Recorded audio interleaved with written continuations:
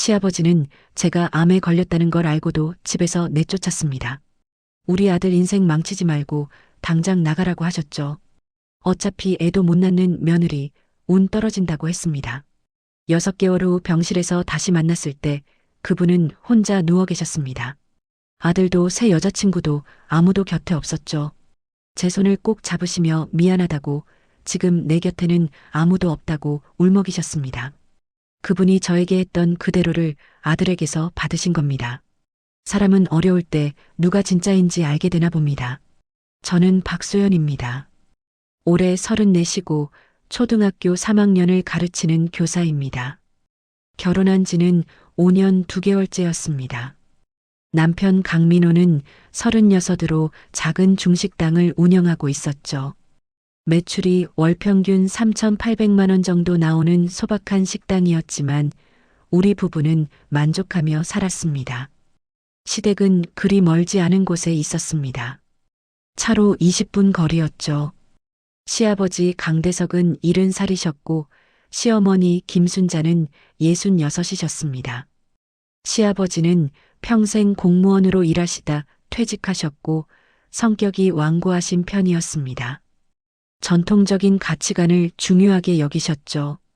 결혼 초반 1년은 정말 행복했습니다. 남편은 새벽 4시 30분에 일어나 식당 준비를 하고 저는 오전 8시에 학교로 출근했습니다. 저녁이면 남편이 퇴근하고 우리는 함께 저녁을 먹으며 하루를 나눴죠. 주말에는 영화를 보거나 근처 공원을 산책했습니다. 평범하지만 소중한 일상이었습니다. 시댁 방문은 한 달에 2~3번 정도였습니다. 명절과 집안 행사 때는 당연히 참석했고요. 시부모님도 처음에는 따뜻하게 대해주셨습니다. 며느리가 교사라는 점을 자랑스러워 하셨죠. 그런데 결혼 2년 차부터 분위기가 조금씩 달라지기 시작했습니다. 소연아, 아이 계획은 언제쯤 생각하고 있니? 시어머니가 식사 준비를 도와주시며 조심스럽게 물으셨습니다. 저는 웃으며 답했죠. 어머니, 조금만 더 있다가요. 아직 적응하는 중이라서요. 시어머니는 고개를 끄덕이셨지만 표정이 밝지만은 않았습니다. 시아버지는 더 직설적이셨습니다. 이제 2년인데 뭘 더 적응해. 애는 빨리 낳아야지. 늦으면 힘들어. 시아버지의 목소리는 단호했습니다.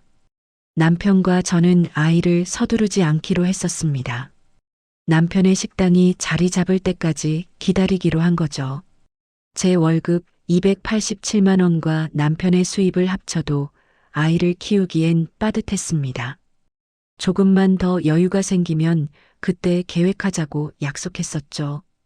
하지만 시댁의 압박은 점점 강해졌습니다. 결혼 3년 차가 되자 시댁 방문이 부담스러워지기 시작했습니다. 손주는 언제 보여줄 거니? 시아버지는 식사 때마다 이 질문을 하셨습니다. 옆집 김씨네는 결혼하고 1년 만에 손주를 안았다고 자랑하셨죠. 우리 친구 박 씨는 벌써 손주가 셋이라고 말씀하셨습니다. 저는 매번 죄송하다고 말할 수밖에 없었습니다. 어머니, 아버지, 죄송해요. 조금만 더 기다려주세요.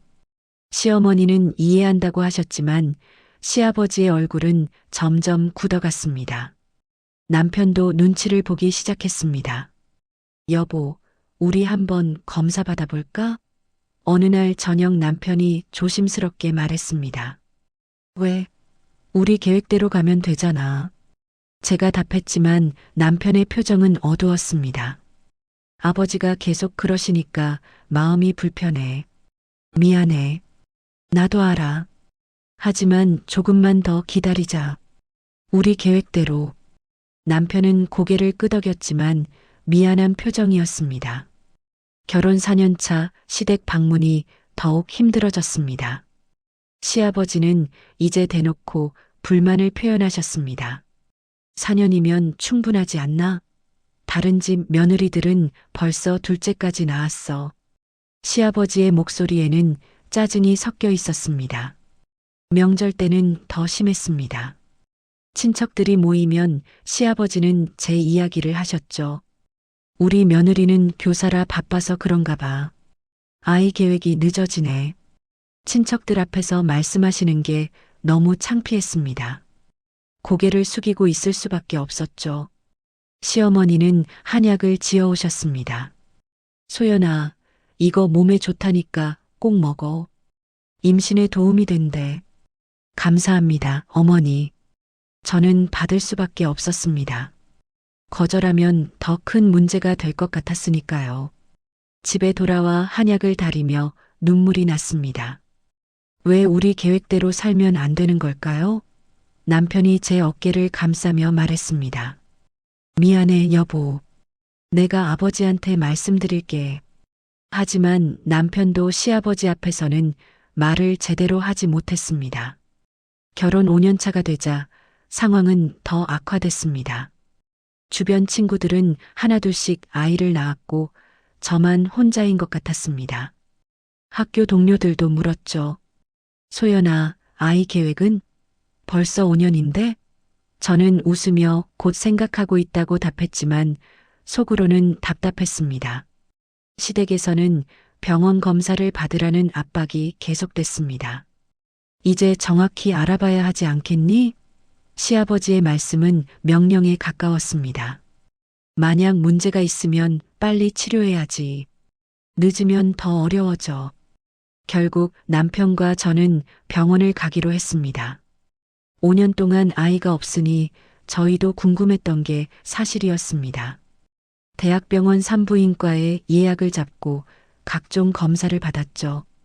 초음파, 혈액검사, 호르몬 검사까지 2주에 걸쳐 진행됐습니다. 검사 결과를 기다리는 동안 마음이 무거웠습니다. 혹시 정말 문제가 있으면 어떡하지? 시댁에서 뭐라고 하실까? 남편은 제 손을 잡으며 말했습니다. 괜찮아, 여보. 무슨 일이 있어도 우리는 함께야. 하지만 그 말이 얼마나 지켜질지 저는 알 수 없었습니다.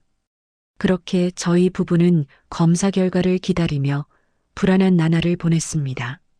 시댁에서는 결과가 나오면 바로 알려달라고 하셨죠. 시아버지는 빨리 치료를 시작해야 한다고 재촉하셨습니다. 제 가슴은 답답했고 앞날이 걱정됐습니다. 하지만 그때는 몰랐죠. 이것이 시작에 불과하다는 것을, 앞으로 더 큰 시련이 기다리고 있다는 것을 말입니다. 검사 결과가 나온 날은 2월 14일 화요일이었습니다. 밸런타인데이였죠. 남편과 저는 오후 3시 30분에 병원에 도착했습니다. 진료실 앞 긴 복도에서 기다리는 동안 심장이 두근거렸습니다. 제 손바닥에는 땀이 가득 고여 있었죠. 남편이 제 손을 잡았지만 그 손도 차가웠습니다. 두 분 들어오세요. 간호사가 문을 열었고 우리는 진료실로 들어갔습니다. 의사 선생님은 50대 중반쯤 되어 보이는 여성이었습니다. 책상 위에는 우리의 검사 결과지가 놓여 있었죠. 박소연님, 검사 결과가 나왔습니다. 의사 선생님이 모니터를 보며 말씀하셨습니다. 제 숨이 멎는 것 같았습니다. 남편분은 특별한 문제가 없으세요. 정자 수치도 정상이고 활동성도 좋습니다. 그 말을 듣는 순간 안도감보다는 불안감이 먼저 들었습니다. 그렇다면 문제는 저라는 뜻이었으니까요. 의사 선생님이 계속 설명하셨습니다. 박소연님은 난소 기능이 약간 저하되어 있고 난관에도 약간의 유착이 보입니다. 제 머릿속이 하얘졌습니다. 그게 무슨 뜻인지 정확히 이해할 수 없었죠. 자연 임신이 어렵다는 말씀이신가요? 남편이 제가 하지 못한 질문을 대신했습니다. 완전히 불가능한 건 아닙니다. 하지만 확률이 낮은 편이죠. 일반적으로 정상 부부가 1년 내 임신할 확률이 85%라면 박소연님의 경우는 30% 정도로 보입니다. 의사 선생님의 목소리가 차갑게 들렸습니다. 치료하면 가능한가요? 제가 떨리는 목소리로 물었습니다. 네, 치료 방법은 있습니다. 난관 유착은 복강경 수술로 개선할 수 있고 난소 기능은 약물 치료와 호르몬 주사로 개선 가능합니다. 그 후 인공수정이나 시험관 시술을 고려할 수 있습니다. 비용은 얼마나 드나요? 남편이 물었습니다. 복강경 수술이 약 350만 원, 호르몬 치료가 월 80만 원 정도입니다. 인공수정은 1회에 150만 원, 시험관은 1회에 500만 원 정도 예상하시면 됩니다. 제 머릿속으로 계산이 빠르게 돌아갔습니다. 최소 600만 원에서 최대 2천만 원이 넘게 들 수 있다는 뜻이었죠. 기간은 얼마나 걸리나요? 제가 물었습니다. 수술 후 회복에 2개월, 호르몬 치료에 3개월에서 6개월, 그 후 시술까지 합치면 최소 1년은 봐야 합니다. 물론 한 번에 성공한다는 보장은 없습니다. 평균적으로 시험관 시술은 2회에서 3회 정도 시도하시는 분들이 많습니다. 진료실을 나올 때 제 다리에 힘이 풀렸습니다. 남편이 제 팔을 잡아줬지만 저는 제대로 걸을 수가 없었죠. 복도 벤치에 앉아 한참을 멍하니 있었습니다. 여보, 괜찮아. 우리 천천히 하면 돼. 남편이 제 어깨를 토닥이며 말했지만 저는 눈물이 나올 것 같았습니다. 결혼 5년 2개월 동안 아이가 없었던 이유가 바로 저 때문이었습니다. 제 몸에 문제가 있었던 거죠. 시댁에서 뭐라고 하실까요? 시아버지가 뭐라고 하실까요? 생각만 해도 가슴이 답답했습니다. 그날 저녁 남편과 저는 시댁으로 향했습니다. 검사 결과가 나오면 바로 알려달라고 하셨으니까요. 차 안에서 남편이 말했습니다. 여보, 내가 잘 설명할게. 걱정하지 마. 하지만 제 불안감은 가시지 않았습니다. 시댁 문을 열고 들어가자 시아버지와 시어머니가 거실에 앉아 계셨습니다. 두 분 다 저희를 기다리고 계신 것 같았죠. 왔니? 어서 앉아라. 시아버지가 말씀하셨습니다. 평소보다 목소리가 무거웠습니다. 남편이 검사 결과를 설명하기 시작했습니다. 아버지, 어머니, 병원 다녀왔습니다. 검사 결과가 나왔는데요. 남편의 목소리가 떨렸습니다. 그래, 그래서? 시아버지가 앞으로 몸을 숙이며 물으셨죠. 제 쪽에 문제가 있다고 합니다. 난소 기능이 약간 저하되어 있고 난관에 유착이 있다고요. 순간 거실이 조용해졌습니다.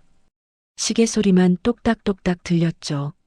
시아버지의 얼굴이 굳어지는 게 보였습니다. 시어머니는 한숨을 쉬었습니다. 그럼 임신이 안 된다는 거야? 시아버지가 단도직입적으로 물으셨습니다. 아닙니다. 치료하면 가능하다고 했습니다. 수술하고 호르몬 치료받으면 충분히 가능하다고요. 남편이 빠르게 답했습니다. 얼마나 걸리는데? 최소 1년 정도 예상됩니다. 1년? 시아버지의 목소리가 높아졌습니다. 이미 5년을 기다렸는데 또 1년을 기다리라고? 그것도 확실하지도 않은데? 시아버지의 얼굴이 붉어지기 시작했습니다. 아버지, 의사 선생님이 치료하면 가능하다고 했습니다. 우리 노력해 보겠습니다. 남편이 차분하게 말했지만 시아버지는 이미 화가 나신 것 같았습니다. 노력? 5년 동안 노력 안 한 거야? 결혼하고 얼마나 시간을 허비했는데? 시아버지의 목소리가 점점 커졌습니다. 제 눈앞이 캄캄해졌습니다. 죄송합니다, 아버지. 제가 조심스럽게 말했습니다. 제 잘못입니다. 치료 열심히 받겠습니다. 시아버지가 저를 쳐다보셨습니다. 그 눈빛에는 실망과 분노가 섞여 있었죠. 민호야. 시아버지가 남편을 부르셨습니다. 솔직히 말해야겠다. 이혼을 생각해봐. 남편과 제 얼굴에서 동시에 피가 싹 가셨습니다. 아버지, 무슨 말씀을 그렇게 하세요? 남편이 놀라며 말했습니다. 무슨 말씀이긴. 5년 동안 아이 하나 못 낳고 이제는 치료를 1년 넘게 해야 한다는데 그것도 확실한 것도 아니고 내 인생 낭비하지 마. 시아버지의 말씀은 단호했습니다. 제 가슴이 미어지는 것 같았습니다. 아버지, 저는 소연이랑 계속 살 겁니다. 남편이 제 손을 잡으며 말했습니다. 그래, 그럼 너는 평생 손주도 못 보고 살 거야. 우리 강씨 집안대가 끊기는 건 보고만 있을 거야? 시아버지의 목소리에 힘이 들어갔습니다. 시어머니가 조심스럽게 말씀하셨습니다. 여보, 그래도 치료하면 된다잖아요. 조금만 기다려봐요. 기다려? 당신도 나이가 몇인데 우리가 손주 볼 날이나 올까? 시아버지가 시어머니에게 쏘아붙이듯 말씀하셨습니다. 저는 고개를 숙이고 눈물을 참았습니다. 결혼 5년 2개월 동안 저를 믿어주고 기다려준 시간들이 한순간에 무너지는 기분이었습니다. 남편의 손이 제 손을 더 꽉 잡았습니다. 아버지, 저희 부부 일입니다. 저희가 알아서 하겠습니다. 남편의 목소리는 떨렸지만 단호했습니다. 그래, 알아서 해. 하지만 내 말 기억해. 시간 낭비하지 말고 빨리 결정해. 시아버지가 자리에서 일어나시며 안방으로 들어가셨습니다. 시어머니가 미안한 표정으로 저희를 바라보셨습니다. 소연아, 아버지가 화가 나셔서 그래. 너무 상처받지 마. 하지만 시어머니의 위로는 제 마음을 달래주지 못했습니다. 우리는 시댁을 나와 차에 올랐습니다. 집으로 가는 내내 아무 말도 하지 못했죠. 남편도 저도 할 말을 잃었습니다. 집에 도착해서 남편이 저를 꼭 안아주었습니다. 미안해, 여보. 내가 아버지한테 제대로 말씀드리지 못해서. 아니에요. 당신 잘못이 아니에요. 제 잘못이죠. 저는 남편의 품에서 결국 눈물을 터뜨렸습니다.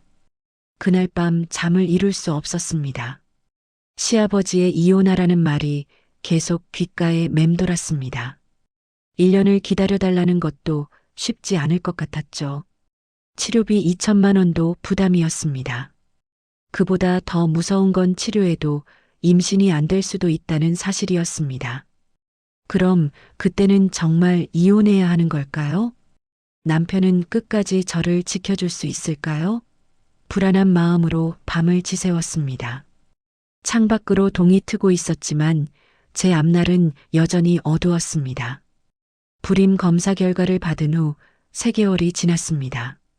그동안 저는 복강경 수술을 받았고 회복 기간을 거쳐 호르몬 치료를 시작했습니다. 매주 화요일과 목요일 오후 5시 30분에 병원에 가서 주사를 맞았죠. 주사 한 번에 12만 원이었습니다. 한 달이면 96만 원이 나갔습니다. 남편은 식당 일을 하면서도 제가 병원 갈 때마다 같이 가려고 했습니다. 하지만 저는 괜찮다고 혼자 다녔죠. 남편에게 부담을 주고 싶지 않았습니다. 시댁과의 관계는 여전히 냉랭했습니다. 시아버지는 제가 병원 치료받는다는 사실을 알고 계셨지만 한 번도 안부 전화를 주시지 않았습니다. 시어머니만 가끔 전화하셔서 몸은 괜찮으냐고 물으셨죠. 명절이 다가오면 시댁 방문이 두려웠습니다. 시아버지의 차가운 눈빛과 친척들의 궁금한 시선을 견디기가 힘들었으니까요. 5월 어느 날 학교에서 수업을 마치고 교무실로 돌아왔을 때였습니다. 오후 2시 15분쯤이었죠. 갑자기 목 부분이 뻐근하고 답답한 느낌이 들었습니다. 손으로 만져보니 오른쪽 목에 작은 혹 같은 게 만져졌습니다. 처음에는 별거 아니라고 생각했습니다. 피곤해서 그런가 보다 했죠. 하지만 다음 날도 그 혹은 사라지지 않았습니다. 오히려 조금씩 커지는 것 같았습니다. 일주일이 지나도 없어지지 않자 불안해지기 시작했습니다. 남편에게 말해야 하나 고민했지만 또 걱정을 끼치고 싶지 않았습니다. 하지만 혹이 점점 커지는 것 같아 결국 남편에게 말했습니다. 여보, 목에 뭐가 만져지는데 한번 봐줄래요? 남편이 제 목을 만져보더니 표정이 굳어졌습니다. 이거 언제부터 있었어? 일주일 전쯤부터요. 왜 진작 말 안 했어? 병원 가봐야겠어. 다음 날 남편과 함께 동네 내과에 갔습니다. 의사 선생님이 제 목을 만져보시더니 초음파 검사를 해보자고 하셨죠. 초음파실로 가서 목 부위를 검사받았습니다. 차가운 젤리를 바르고 기계로 목을 누르는 동안 제 심장은 빠르게 뛰었습니다. 검사가 끝나고 다시 진료실로 돌아갔을 때 의사 선생님의 표정이 심각했습니다. 박소연 씨, 갑상선에 결절이 보입니다. 크기가 1.8cm 정도 되고요. 모양이 조금 불규칙해서 정밀 검사가 필요할 것 같습니다. 대학병원에 가셔서 조직 검사를 받아보시는 게 좋겠습니다. 조직 검사라는 말에 가슴이 철렁 내려앉았습니다. 남편이 제 손을 꼭 잡았습니다. 심각한 건가요? 남편이 물었습니다. 정확한 건 조직 검사를 해봐야 알 수 있습니다. 하지만 예방 차원에서 빨리 확인하시는 게 좋습니다.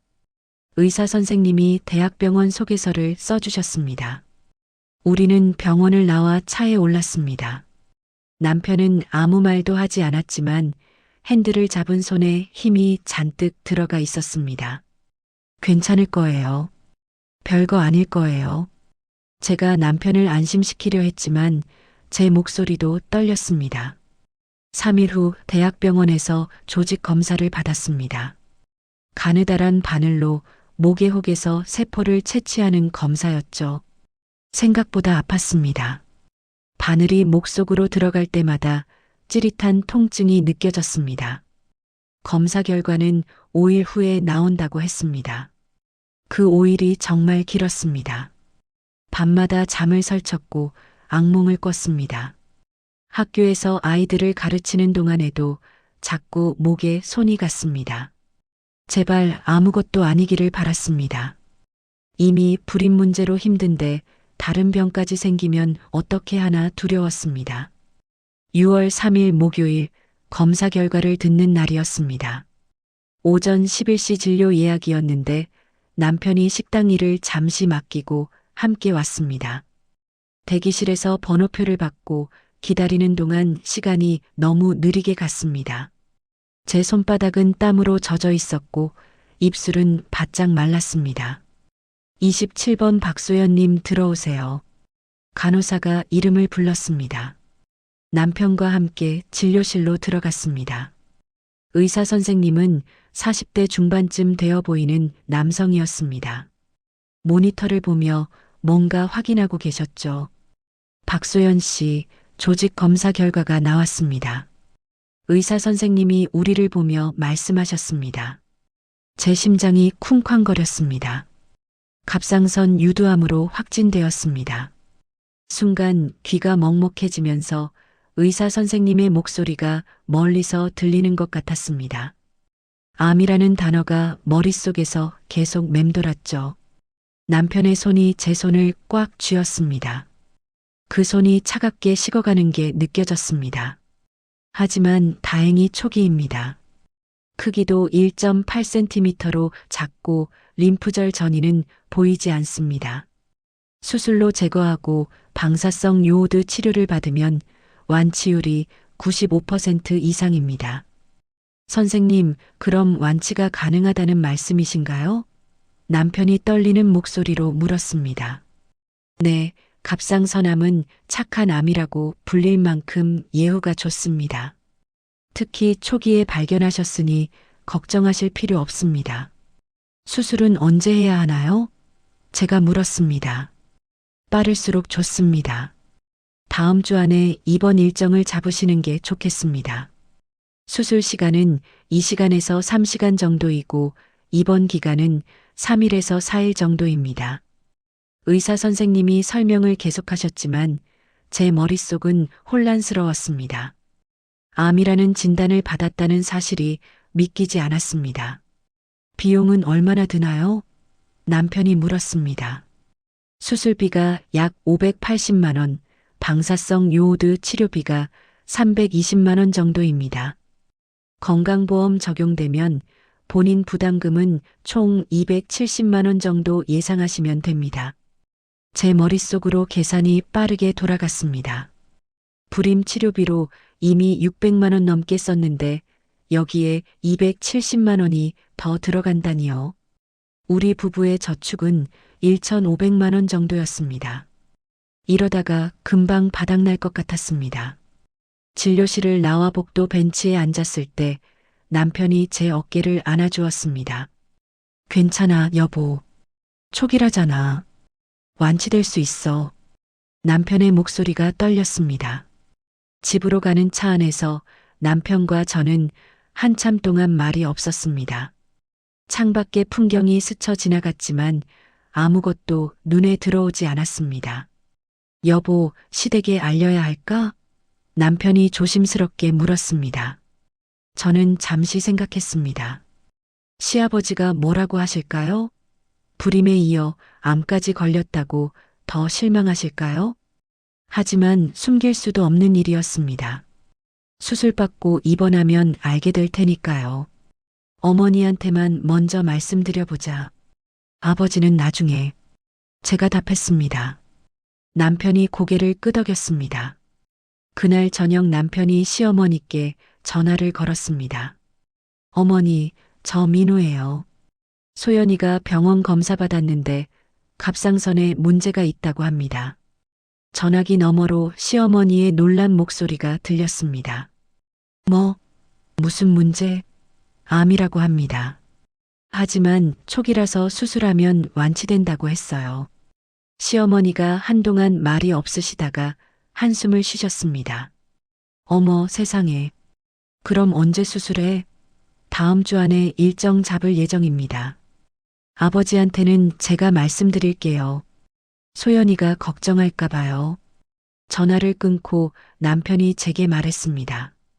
어머니가 많이 놀라셨어. 아버지한테 잘 말씀드리신대.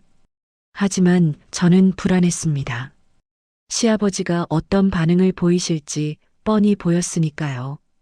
불임에 이어 암까지 이제는 정말 며느리로서 쓸모없는 사람이 된 것 같았습니다.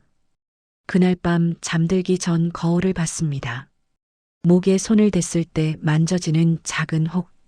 이게 암이라니 믿기지 않았습니다. 34세 나이에 불임과 암을 동시에 겪게 될 줄은 꿈에도 몰랐습니다. 눈물이 흘러내렸지만 소리내어 울 수는 없었습니다. 옆방에서 남편이 걱정할까 봐요. 다음 날 아침 남편의 전화가 울렸습니다. 시아버지였습니다. 남편이 거실로 나가 전화를 받았지만 목소리가 다 들렸습니다. 그래, 암이라고? 제대로 관리도 못하니까 그렇지. 시아버지의 목소리는 차갑고 날카로웠습니다. 남편이 뭔가 설명하려 했지만 시아버지는 말을 끊으셨습니다. 이것저것 병원비만 나가고 애는 언제 낳고. 내 말대로 했으면 이런 일 없었을 텐데.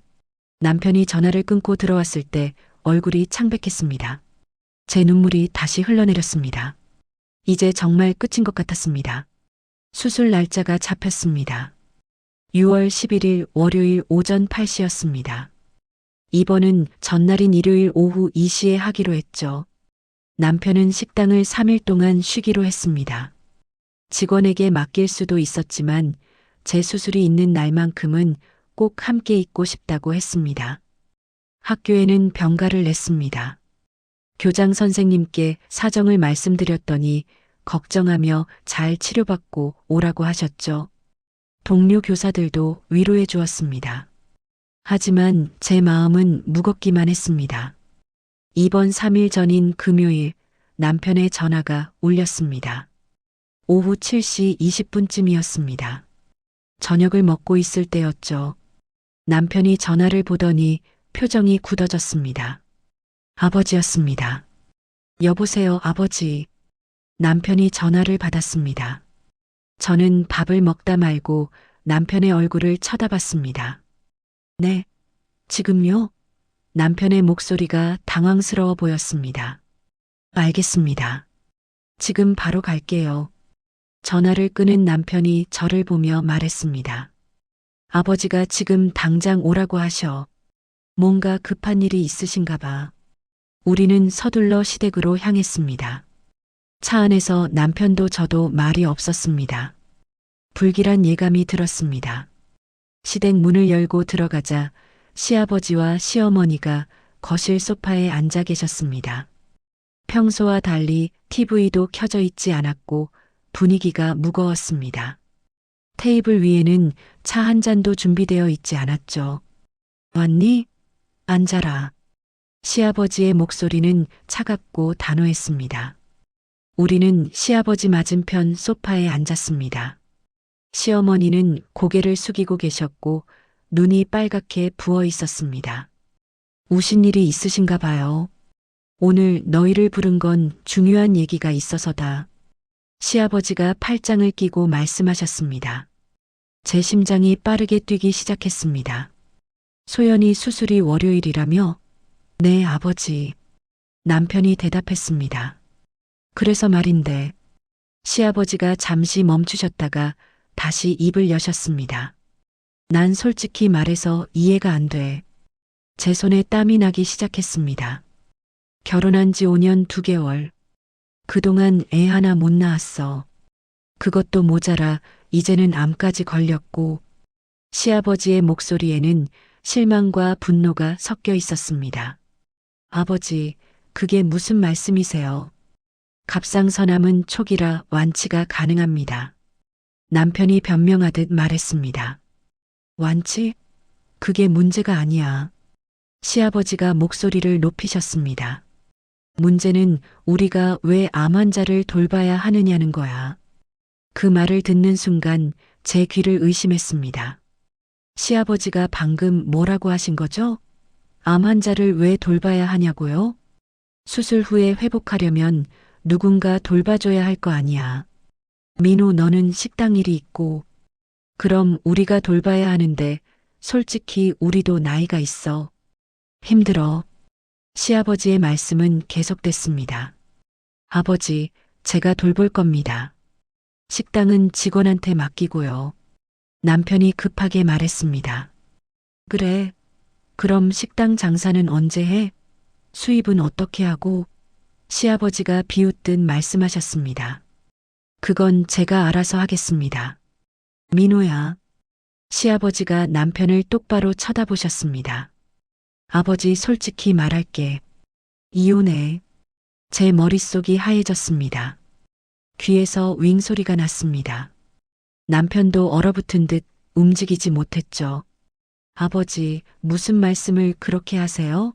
남편의 목소리가 떨렸습니다. 무슨 말씀이긴. 5년 넘게 애도 못 낳는 여자, 이제는 암까지 걸린 여자를 왜 데리고 사냐는 거야. 시아버지의 말씀은 칼처럼 날카로웠습니다. 제 가슴에 비수가 꽂히는 것 같았습니다. 눈물이 나올 것 같았지만 꾹 참았습니다. 어차피 애도 못 낳는 며느리잖아. 이참에 깨끗하게 정리하는 게 서로에게 좋아. 시아버지의 목소리에는 조금의 망설임도 없었습니다. 아버지, 저는 소연이랑 이혼 안 합니다. 남편이 단호하게 말했습니다. 그럼 너는 평생 후회할 거야. 건강한 여자 만나서 아이 낳고 행복하게 살 수 있는데 왜 병든 여자 붙들고 사냐? 저는 병들지 않았습니다. 제가 처음으로 입을 열었습니다. 수술하면 완치됩니다. 의사 선생님도 그러셨어요. 완치율이 95%라고요. 시아버지가 저를 쳐다보셨습니다. 그 눈빛에는 동정도 연민도 없었습니다. 그래, 95%? 그럼 5%는 재발한다는 거잖아. 그리고 수술 후 관리도 계속해야 하고 병원비는 또 얼마나 들어가고. 시아버지는 마치 계산기를 두드리듯 차갑게 말씀하셨습니다. 불임 치료비만 해도 600만 원 넘게 들어갔잖아. 이제 암 치료비까지 합치면 1000만 원이 넘어. 그 돈이면 뭘 못해? 아버지, 돈 문제가 아니잖아요. 남편이 목소리를 높였습니다. 돈 문제가 아니라고? 그럼 뭐가 문제야? 시아버지도 목소리를 높이셨습니다. 결혼이 뭔지 알아? 자식 낳아 기르고 가문을 잇는 거야. 근데 소연이는 뭐 하나 제대로 한 게 있어? 교사라고 자랑스러워 했더니 애도 못 낳고 병까지 걸리고. 시아버지의 말 한마디 한마디가 제 심장을 찔러댔습니다. 시어머니가 조심스럽게 말씀하셨습니다. 여보, 그래도 소연이가 수술 받는데 이렇게까지 말씀하시면 당신은 가만히 있어. 시아버지가 시어머니를 쏘아보셨습니다. 시어머니는 더 이상 말씀하지 못하셨습니다. 민호야. 시아버지가 다시 남편을 보셨습니다. 아버지 마지막으로 말한다. 이혼해. 그래야 너도 나도 편해. 저는 이혼 안 합니다. 남편이 제 손을 꽉 잡으며 말했습니다. 정 그러면 어쩔 수 없지. 시아버지가 자리에서 일어나셨습니다. 그럼 당장 짐 싸서 나가. 뭐라고요? 남편과 제가 동시에 놀라며 물었습니다. 당장 이 집에서 나가라고. 우리 집안은 떨어진다. 시아버지의 목소리는 차갑고 단호했습니다. 제 눈앞이 캄캄해졌습니다. 아버지, 지금 무슨 말씀을 하시는 겁니까? 남편이 일어서며 소리쳤습니다. 내가 지금 장난하는 것 같아? 암 환자를 우리 집에 두면 재수 없어. 빨리 나가. 시아버지도 소리를 지르셨습니다. 저는 그 자리에 앉아 있을 수가 없었습니다. 온몸이 떨렸고 눈물이 흘러내렸습니다. 5년 2개월 동안 며느리로 살았던 이 집에서 쫓겨나다니요. 그것도 암 환자라는 이유로요. 여보, 우리 집에 가요. 제가 떨리는 목소리로 남편에게 말했습니다. 아니야. 아버지한테 제대로 말씀드릴 거야. 남편이 저를 보며 말했지만 저는 더 이상 이 집에 있고 싶지 않았습니다. 가요. 제발 가요. 제가 남편의 팔을 잡아 끌었습니다. 남편도 결국 고개를 끄덕였습니다. 우리는 시댁을 나왔습니다. 현관문을 닫는 순간 시아버지의 목소리가 들렸습니다. 잘 생각해. 이혼하는 게 서로에게 좋은 거야. 차에 올라타자마자 저는 참았던 눈물을 터뜨렸습니다. 남편도 핸들을 잡고 고개를 숙였습니다. 두 어깨가 떨리는 게 보였죠. 미안해, 여보. 정말 미안해. 남편이 울먹이며 말했습니다. 당신 잘못이 아니에요. 제 잘못이죠. 제가 아니었으면 이런 일 없었을 텐데. 아니야. 절대 당신 잘못이 아니야. 집으로 가는 길 내내 저는 창밖을 바라봤습니다. 거리의 불빛이 눈물에 번져 보였습니다. 시아버지의 말이 계속 귓가에 맴돌았습니다. 암 환자를 왜 돌봐야 하느냐고요. 운 떨어진다고요. 당장 나가라고요. 34 평생을 살면서 이렇게 모욕당한 적은 처음이었습니다. 사람 취급도 받지 못한 기분이었죠. 집에 도착해서 남편이 저를 안아주었습니다. 두 사람 다 한참을 울었습니다. 그날 밤 잠을 이룰 수 없었습니다. 월요일이면 수술을 받아야 하는데 마음은 더욱 무너져 내렸습니다. 다음 날 아침 남편의 전화가 울렸습니다. 시어머니였습니다. 민호야, 어머니야. 어젯밤에 정말 미안했어. 시어머니의 목소리가 떨렸습니다. 어머니, 남편이 짧게 답했습니다. 아버지가 너무 화가 나셔서 그래. 소연이한테 미안하다고 전해줘. 하지만 시어머니의 사과는 제 상처를 치유해주지 못했습니다. 정작 사과해야 할 사람은 시아버지였으니까요.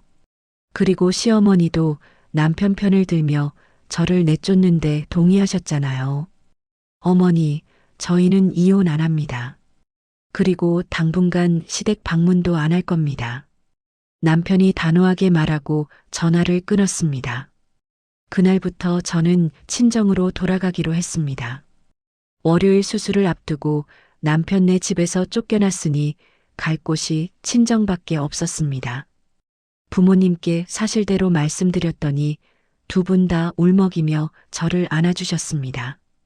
우리 딸이 무슨 잘못이 있다고 그런 말을 듣냐며 분노하셨죠.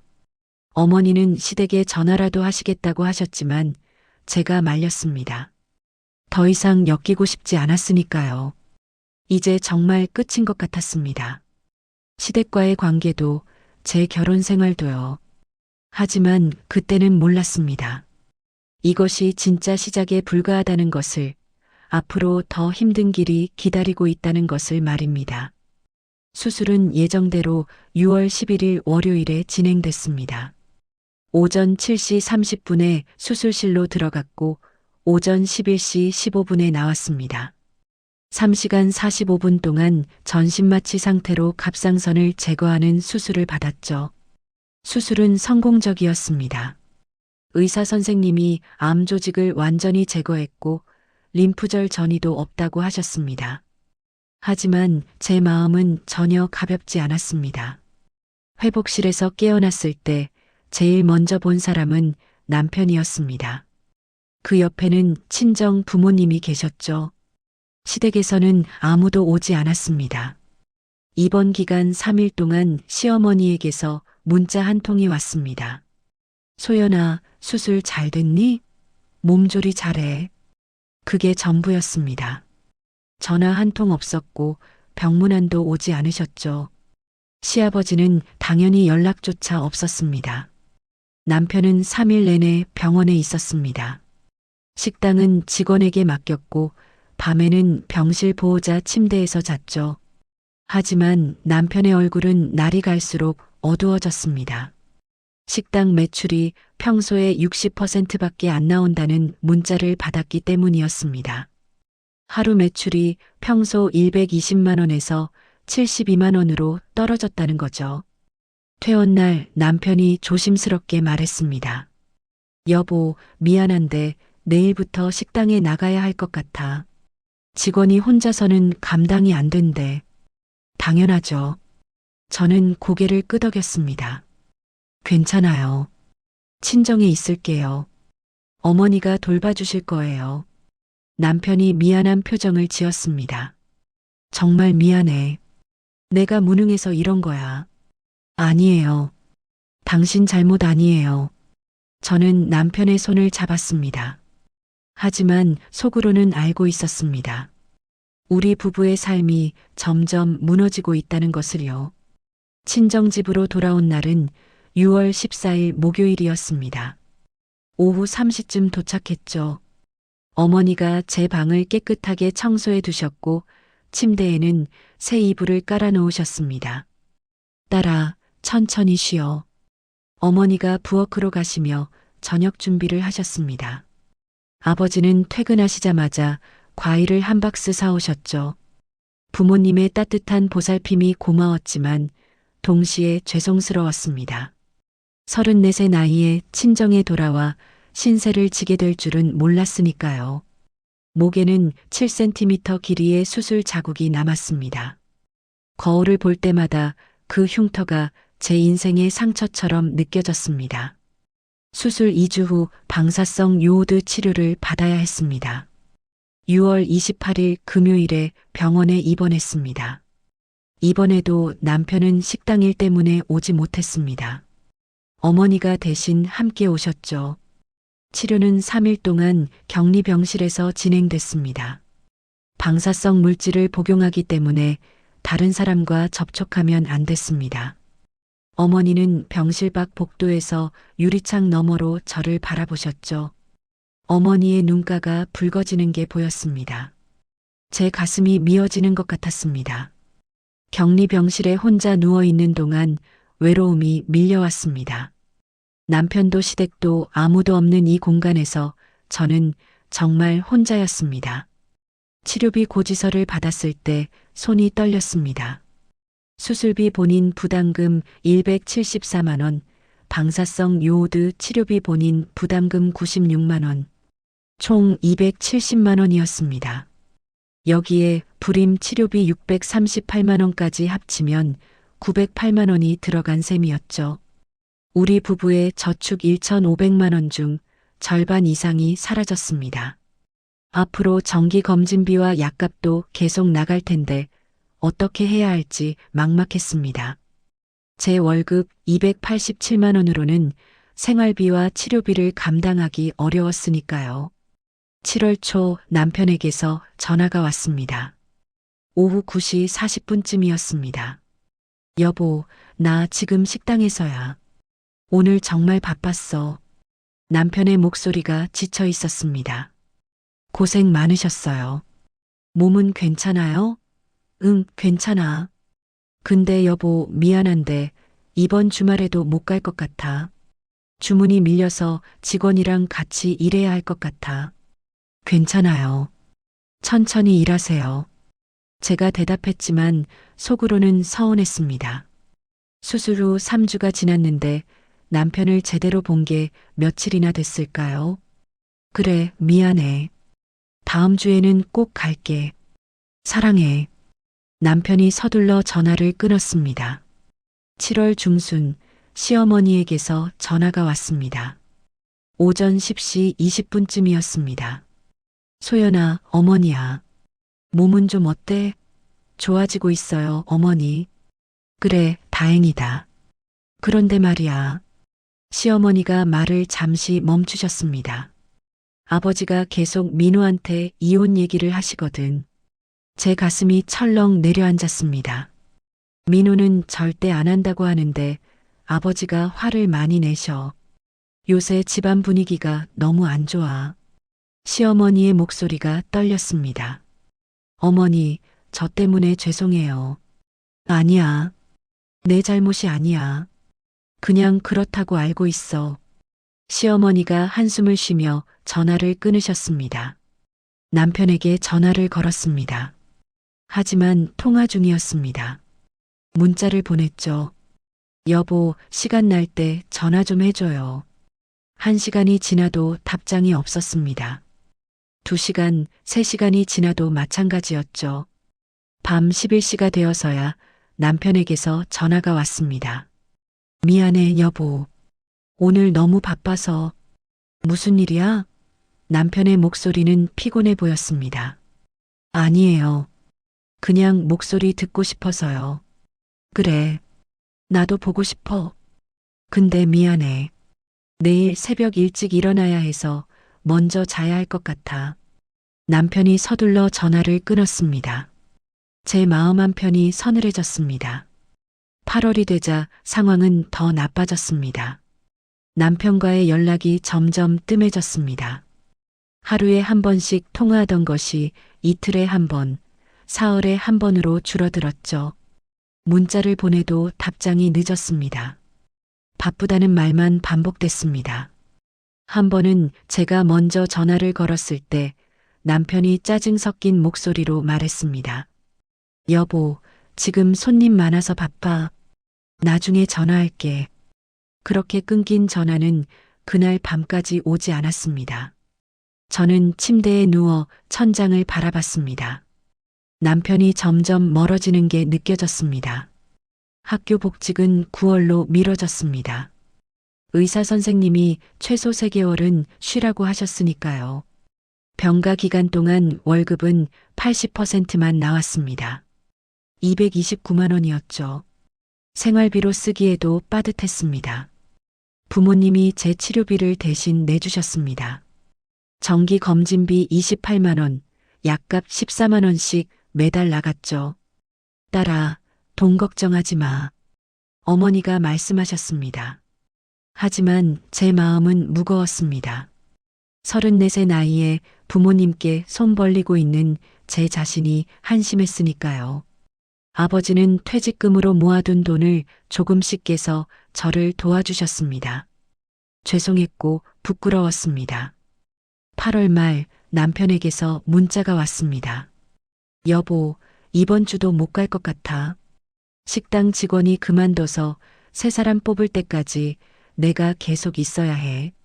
미안해. 저는 답장하지 않았습니다. 무슨 말을 해야 할지 몰랐으니까요. 남편이 정말 바빠서 못 오는 걸까요? 아니면 저를 피하는 걸까요? 시아버지의 이혼 압박 때문에 마음이 흔들리는 걸까요? 불안감이 밀려왔습니다. 그날 밤 저는 처음으로 이혼을 생각했습니다. 이렇게 서로를 힘들게 하는 것보다 차라리 헤어지는 게 나을지도 모른다고요. 하지만 그 생각을 하자마자 눈물이 났습니다. 정말 끝인 걸까요? 우리의 결혼 생활이 이렇게 무너지는 걸까요? 9월 첫째 주 친정 어머니가 제 방으로 들어오셨습니다. 딸아, 요새 민우한테서 연락 자주 와? 어머니가 조심스럽게 물으셨습니다. 저는 고개를 숙였습니다. 아니요. 요새 바빠서 연락이 뜸해요. 어머니의 얼굴이 어두워졌습니다. 딸아, 혹시 민우가 마음이 변한 거 아닐까? 아니에요. 그럴 리 없어요. 제가 부정했지만 속으로는 저도 같은 생각을 하고 있었습니다. 어머니가 제 손을 잡으셨습니다. 딸아, 내가 잘못한 거 하나도 없어. 알지? 저는 어머니 품에 안겨 울었습니다. 34세 나이에 암 환자가 되고 시댁에서 쫓겨나고 남편에게 버림받을지 모르는 이 상황이 너무 억울하고 서러웠습니다. 그렇게 저는 친정에서 홀로 항암 치료를 마쳤습니다. 남편은 점점 연락이 뜸해졌고 시댁에서는 이혼 압박이 계속됐습니다. 제 통장 잔액은 줄어들었고 부모님의 노후 자금도 제 치료비로 쓰였습니다. 경제적으로도 정신적으로도 바닥까지 내려온 기분이었죠. 하지만 그때는 몰랐습니다. 6개월 후 제 삶이 완전히 달라질 거라는 것을, 그리고 시아버지가 제게 했던 일을 그대로 돌려받게 될 거라는 것을 말입니다. 2024년 12월 18일 수요일 병원에서 정기 검진을 받았습니다. 수술 후 6개월 2주가 지난 시점이었죠. 오전 10시 30분에 체열을 했고 오후 2시에 결과를 들었습니다. 의사 선생님이 모니터를 보시며 말씀하셨습니다. 박소연 씨, 축하드립니다. 갑상선 호르몬 수치가 정상이고 암 표지자 수치도 검출되지 않았습니다. 완치 판정입니다. 제 눈에서 눈물이 흘러내렸습니다. 정말요? 정말 완치된 건가요?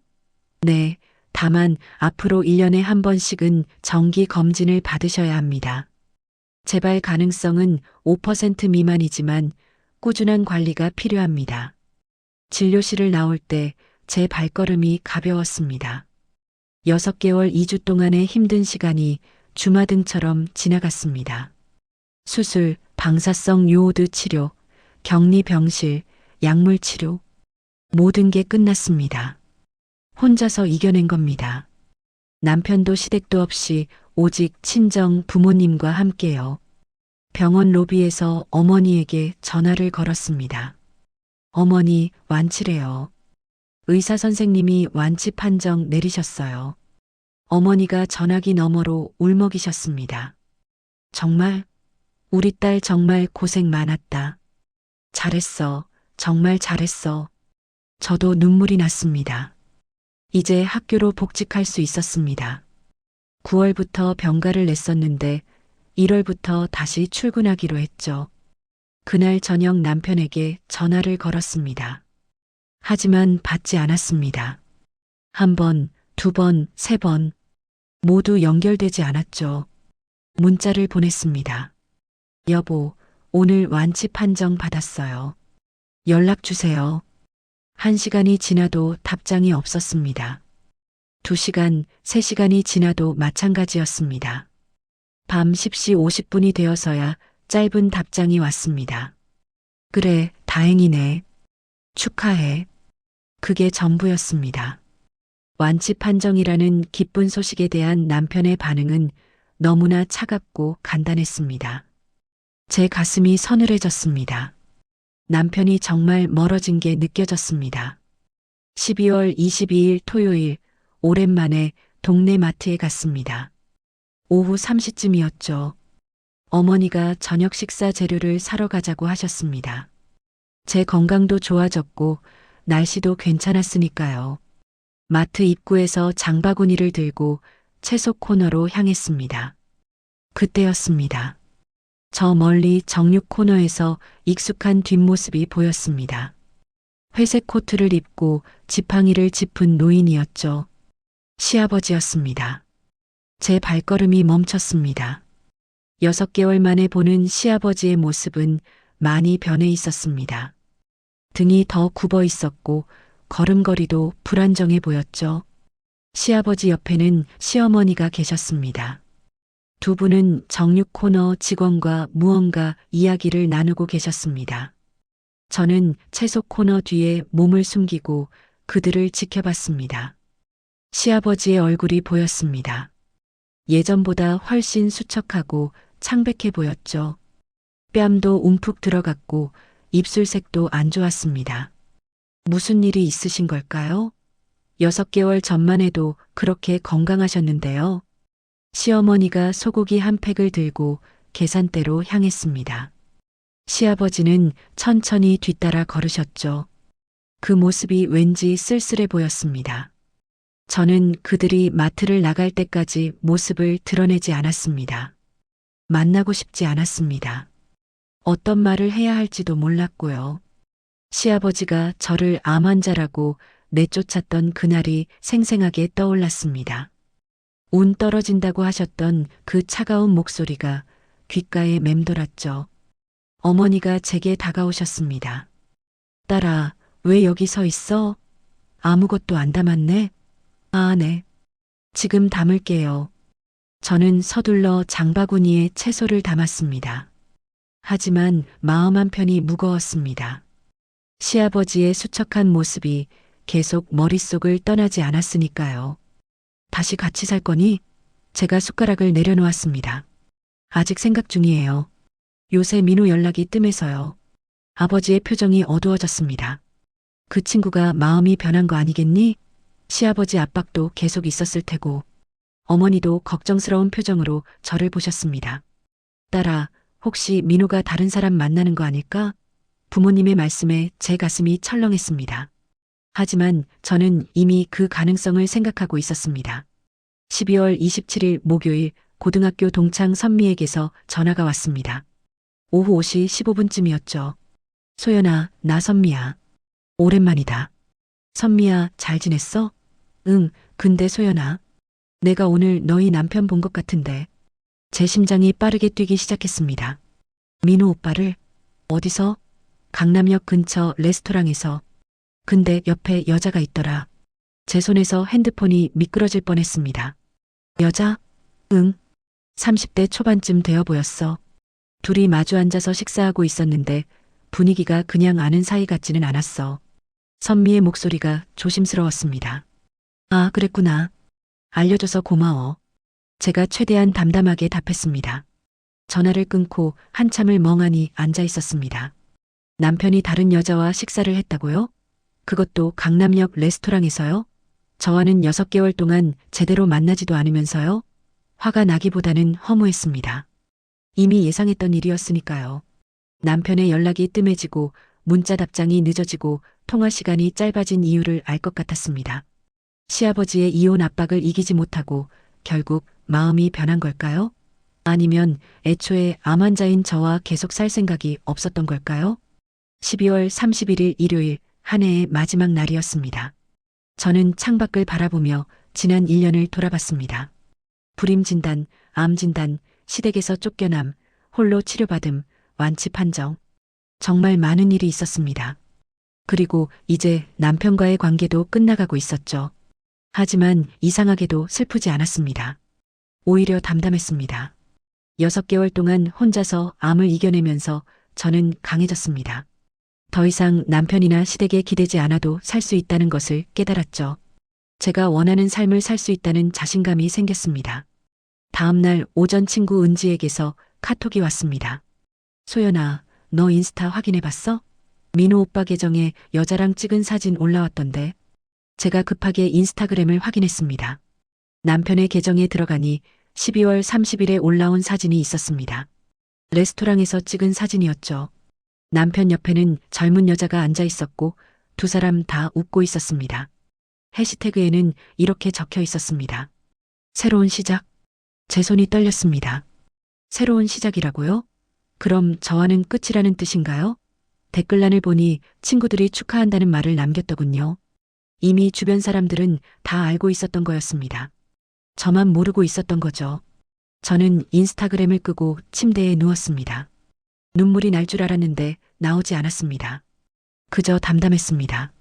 6개월 동안 저 혼자 암을 이겨내는 동안 남편은 다른 여자를 만나고 있었던 겁니다.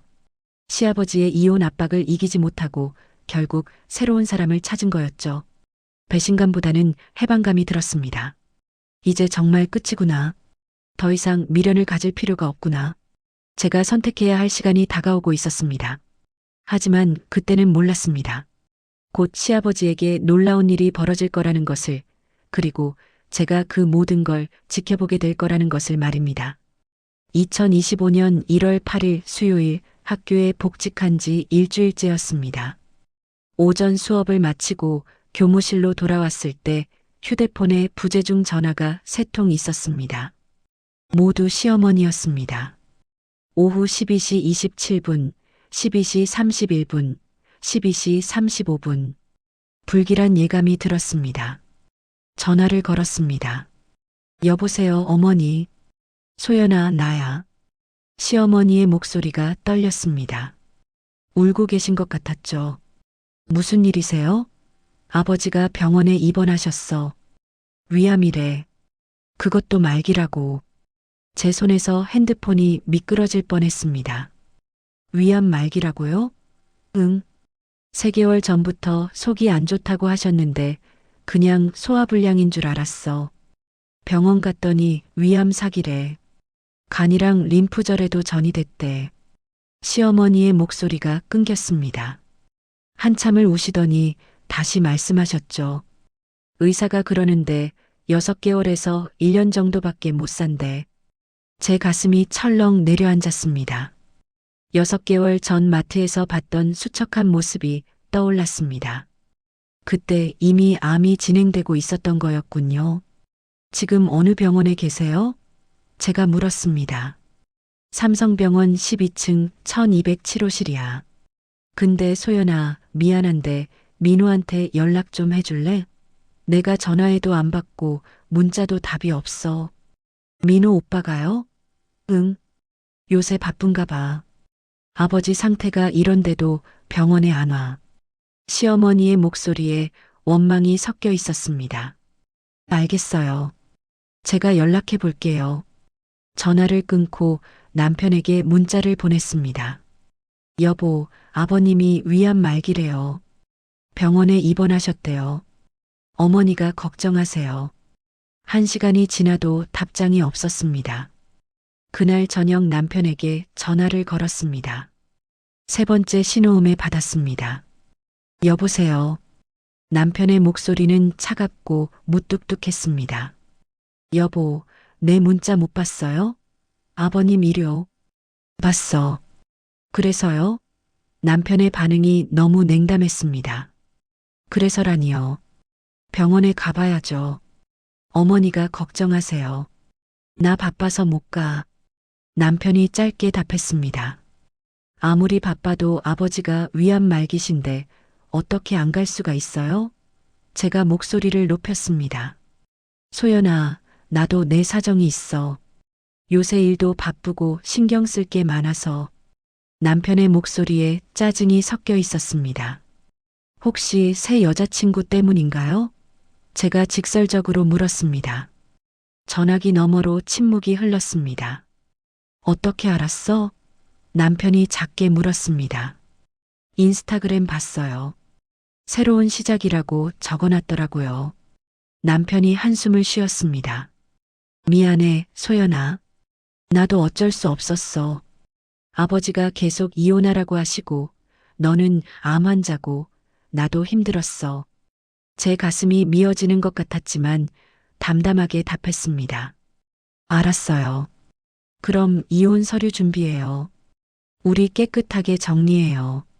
정말? 남편의 목소리가 조금 밝아졌습니다. 네, 정말이에요. 하지만 그 전에 시아버지 병문안은 한번 가보세요. 마지막 일지도 모르니까. 1월 10일 금요일 오후 4시, 저는 삼성병원 12층 1207호실 앞에 서 있었습니다. 과일 바구니를 들고 왔죠. 이혼하기로 했지만 마지막 인사는 해야 할 것 같았습니다. 문을 열고 들어가자 시아버지가 침대에 누워 계셨습니다. 6개월 전보다 훨씬 더 수척해진 모습이었습니다. 체중이 15kg 이상 빠진 것 같았죠. 뺨은 움푹 들어갔고 피부는 창백했습니다. 눈가에는 그늘이 져 있었고 입술은 바짝 말라 있었습니다. 아버지, 제가 조심스럽게 불렀습니다. 시아버지가 고개를 돌려 저를 봤습니다. 눈이 커지더니 당황한 표정을 지으셨죠. 소연아? 네, 아버님. 왔구나. 시아버지의 목소리는 힘이 없었습니다. 과일 사왔어요. 제가 침대 옆 테이블에 바구니를 놓았습니다. 시어머니는 화장실에 가신 것 같았습니다. 병실에는 시아버지와 저 둘뿐이었죠. 몸은 좀 어떠세요? 제가 물었습니다. 그냥 그래. 시아버지가 천장을 보며 답하셨습니다. 민호는 안 왔니? 바쁘다고 하더라고요. 시아버지의 얼굴이 어두워졌습니다. 그래, 바쁘겠지. 식당도 있고. 잠시 침묵이 흘렀습니다. 그때 병실 문이 열리며 간호사가 들어왔습니다. 30대 중반쯤 되어 보이는 여성이었죠. 강대성님, 오후 약 드실 시간이에요. 간호사가 약을 준비하며 저를 보았습니다. 보호자분이세요? 네, 며느리예요. 아, 그러시구나. 며느리 분이 효자시네요. 요새 자식들이 부모님 아프시면 병원도 잘 안 오는데. 간호사가 웃으며 말했습니다. 아닙니다. 제가 해야 할 일이죠. 강대성님 따님이나 아드님은 자주 오세요?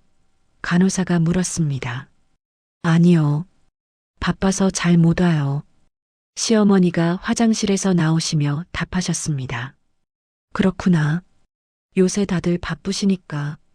간호사가 고개를 끄덕이며 약을 시아버지께 드렸습니다. 근데 며느리 분은 건강해 보이시네요. 얼굴에 생기도 있으시고. 간호사가 저를 보며 말했습니다. 감사합니다. 제가 미소 지었습니다. 혹시 전에 어디 아프셨던 분 아니신가요? 목에 수술 자국이 있으시네요. 간호사가 제 목을 보며 물었습니다. 아, 네. 작년에 갑상선암 수술 받았어요. 간호사의 눈이 커졌습니다. 어머, 그러셨구나. 지금은 많이 좋아지셨나 봐요. 네, 완치 판정 받았어요. 제가 답했습니다. 순간 시아버지가 침대에서 고개를 들었습니다. 뭐라고? 완치? 네, 아버지. 12월에 완치 판정 받았어요. 시아버지의 얼굴에 놀라움이 번졌습니다. 대단하시네요. 갑상선암은 관리가 중요한데 잘 이겨내셨네요. 간호사가 감탄하며 말했습니다. 혼자 치료받으셨어요? 네, 친정에서 치료받았어요. 가족들 도움 없이요? 그럼 정말 힘드셨겠어요. 간호사가 안타까운 표정을 지었습니다. 괜찮았어요. 제가 담담하게 답했습니다. 간호사가 나가고 병실에는 무거운 침묵이 흘렀습니다. 시아버지가 저를 쳐다보셨습니다. 그 눈빛에는 놀라움과 미안함이 섞여 있었죠. 소연아. 시아버지가 떨리는 목소리로 저를 불렀습니다. 네, 아버님. 정말 완치됐니? 네, 완치됐어요. 제가 고개를 끄덕였습니다. 시아버지의 눈에서 눈물이 흘러내렸습니다. 내가 미안하다. 시아버지가 떨리는 손으로 얼굴을 가렸습니다. 내가 암 치료받을 때 내가 너를 내쫓았지. 운 떨어진다고 암 환자를 왜 돌봐야 하냐고 했지. 시아버지의 목소리가 끊겼습니다. 괜찮아요, 아버님. 제가 조용히 말했습니다. 괜찮지 않아. 이제 보니 내가 받는 거더라. 시아버지가 천장을 보며 말씀하셨습니다. 내가 너한테 했던 것처럼 지금 민호가 나한테 하고 있어. 아버님, 제가 시아버지의 손을 잡았습니다. 그 손은 차갑고 말랐습니다. 민호는 지금 다른 여자 만나고 있어. 재혼 준비한대. 나보고 혼자 알아서 병원 생활하래. 여자친구가 시아버지 병간호는 싫다고 했대. 시아버지가 쓴웃음을 지으셨습니다. 내가 너한테 했던 말 그대로야. 어차피 애도 못 낳는 며느리, 암 환자 왜 돌보냐고 했었지. 지금 내 아들이 나한테 똑같이 하고 있어. 아버지가 말기 암 환자니까 재혼에 방해된다고. 시아버지의 눈물이 계속 흘러내렸습니다. 사람은 아플 때 진짜 소중한 게 뭔지 알게 되나 봐요. 제가 조용히 말했습니다. 그래. 내가 이제야 알았어. 내가 얼마나 힘들었을지, 혼자서 암을 이겨내는 게 얼마나 무서웠을지. 미안하다, 소연아. 정말 미안하다. 시아버지가 제 손을 꼭 잡으셨습니다. 그 손에 힘이 없었지만 진심이 느껴졌습니다. 저는 아무 말도 하지 않았습니다. 그저 시아버지의 손을 잡고 있었죠. 6개월 전 저를 내쫓았던 그분이 지금은 저 앞에서 눈물을 흘리고 계셨습니다. 복수하고 싶은 마음은 없었습니다. 그저 안타까웠습니다. 사람이 이렇게 되어야 깨닫는다는 게요. 그날 이후 저는 일주일에 2~3번씩 병원을 찾았습니다. 학교 수업을 마치고 오후 5시쯤 병원에 도착하면 시아버지는 항상 혼자 누워 계셨습니다. 시어머니는 집안일 때문에 오전에만 잠깐 들르셨고 오후에는 계시지 않았죠. 민호는 여전히 오지 않았습니다. 1월 17일 토요일 병실에 갔을 때 시아버지의 상태가 더 나빠져 있었습니다. 체중이 또 5kg 빠졌다고 했습니다. 이제 52kg밖에 안 나간다고요. 원래 72kg이셨는데 석 달 만에 20kg이 빠진 겁니다. 소연아, 또 왔구나. 시아버지가 힘없이 웃으셨습니다. 네, 아버님. 오늘 기분은 어떠세요? 그냥 그래. 통증이 좀 심해졌어. 시아버지가 배를 쓰다듬으셨습니다. 의사 선생님한테 말씀드리셨어요? 응. 진통제 양을 늘렸대. 저는 침대 옆 의자에 앉아 시아버지와 이야기를 나눴습니다. 학교 이야기, 날씨 이야기, 별것 아닌 일상 이야기들이었죠. 시아버지는 제 이야기를 들으며 가끔 고개를 끄덕이셨습니다. 그 모습이 예전에 강하고 무서웠던 시아버지가 아니라 그저 외로운 노인처럼 보였습니다. 민호는 소식은 모르니? 시아버지가 조심스럽게 물으셨습니다. 네, 바쁘다고 하더라고요. 저는 거짓말을 했습니다. 사실은 남편이 새 여자친구와 제주도 여행을 간 걸 알고 있었습니다. 인스타그램에 사진이 올라와 있었으니까요. 하지만 시아버지께 그 사실을 말할 수는 없었습니다. 그래, 바쁘겠지. 시아버지가 쓸쓸하게 웃으셨습니다. 내가 저 애한테 너무 심하게 굴었나 봐. 이혼하라고 했잖아. 그게 결국 나한테 돌아온 거야. 시아버지의 목소리가 떨렸습니다. 1월 24일 토요일 시아버지의 상태가 급격히 나빠졌습니다. 시어머니에게서 급한 전화가 왔죠. 소연아, 빨리 와봐. 아버지가 위독하대. 저는 서둘러 병원으로 향했습니다. 중환자실 앞에 도착했을 때 시어머니가 울고 계셨습니다. 민호한테 연락했는데 전화를 안 받아.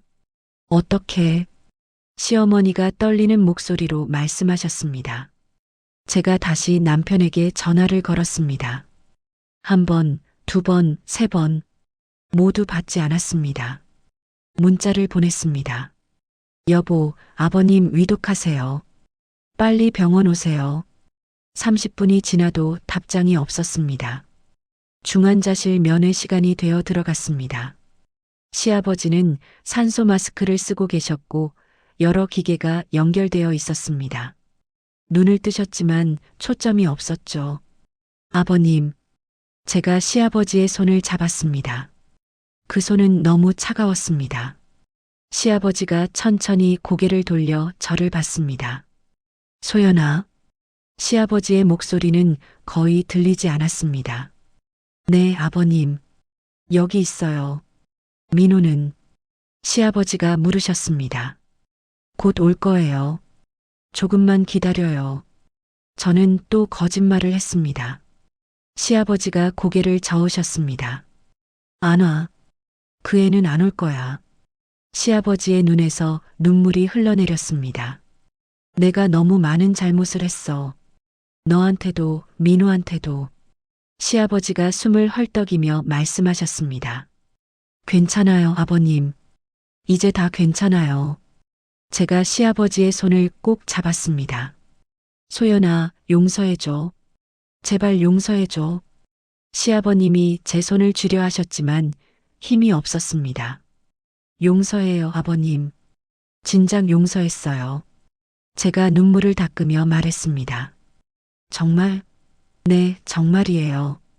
시아버지가 희미하게 웃으셨습니다. 고맙다. 정말 고맙다. 그 말을 남기고 시아버지는 눈을 감으셨습니다. 면회 시간이 끝나 밖으로 나왔을 때 시어머니가 물으셨습니다. 뭐라고 하셨어? 제가 용서한다고 했어요. 2월 1일 일요일 새벽 4시 37분 시아버지가 돌아가셨습니다. 시어머니에게서 전화가 왔을 때 저는 이미 알고 있었습니다. 병원으로 달려갔습니다. 중환자실 앞에는 시어머니만 계셨습니다. 민호는 끝까지 오지 않았습니다. 시어머니가 제 품에 안겨 울었습니다. 소연아, 고마워.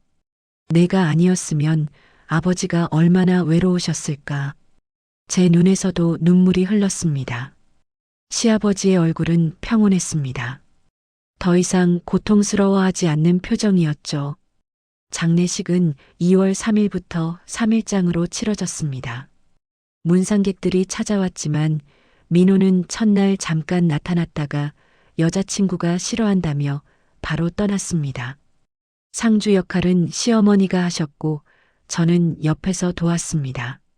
친척들이 수군거렸습니다. 아들은 어디 가고 며느리가 저렇게 고생하나. 이혼했다면서요. 아직 서류는 안 냈대요. 그래도 끝까지 시아버지 돌본 거 보면 효부네요. 저는 그런 말들을 신경 쓰지 않았습니다. 제가 한 일은 단지 사람으로서 해야 할 도리였을 뿐입니다. 발인 날 아침 영정사진 앞에 섰을 때 시아버지의 모습이 떠올랐습니다. 저를 내쫓던 그 차갑고 무서운 모습이 아니라 병실에서 제 손을 잡고 용서를 구하던 그 떨리는 목소리가요. 사람은 결국 어려울 때 곁에 남아있는 사람이 누군지 알게 되나 봅니다. 혈육이라고 해서 다 곁에 있는 게 아니고 남이라고 해서 다 떠나는 게 아니더군요. 진짜 가족은 혈연이 아니라 어려울 때 함께하는 사람이라는 걸 이제는 압니다. 장례를 마치고 집으로 돌아오는 길에 남편에게서 문자가 왔습니다. 장례 수고했어. 이혼 서류는 다음 주에 보낼게. 저는 문자를 보고 핸드폰을 껐습니다. 더 이상 슬프지도 화나지도 않았습니다. 그저 담담했습니다. 6개월 전 시아버지가 저에게 했던 말이 정확히 남편에게 돌아갔고 그것이 결국 시아버지 본인에게도 돌아왔습니다. 사람을 함부로 대하면 안 된다는 것을 너무 늦게 깨달으신 거죠. 그리고 그 대가는 너무 컸습니다. 시아버지는 2월 1일 새벽에 돌아가셨습니다. 마지막까지 제 손을 꼭 잡으시며 미안하다고 하셨죠. 용서해달라고요. 저는 용서한다고 말씀드렸습니다. 진심이었습니다. 장례식장에 민호는 첫날 잠깐 나타났다가 새 여자친구가 분위기 우울하다고 싫어한다며 바로 떠났습니다. 상주 역할도 하지 않았죠. 친척들이 수군거렸습니다. 아들은 어디 가고 며느리만 저렇게 고생하냐고요. 장례를 마친 다음 주에 이혼 서류가 도착했습니다. 저는 서명하고 돌려보냈습니다. 결혼 5년 7개월이 그렇게 끝났습니다. 민호는 3월에 새 여자와 재혼했다고 들었습니다.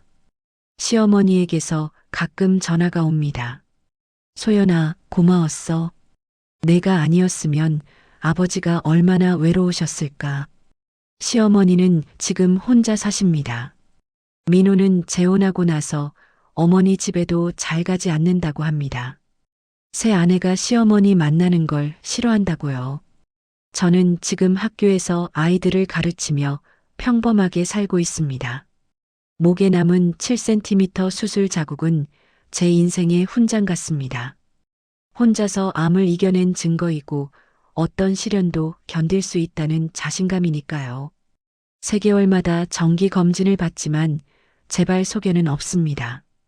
건강하게 잘 지내고 있습니다. 시아버지가 저에게 했던 그대로를 아들에게서 받으셨습니다. 민호는 아버지가 말기 암 환자라는 이유로 외면했죠. 시아버지가 저를 암 환자라고 내쫓았던 것처럼요. 그분은 2달 후 세상을 떠나셨습니다.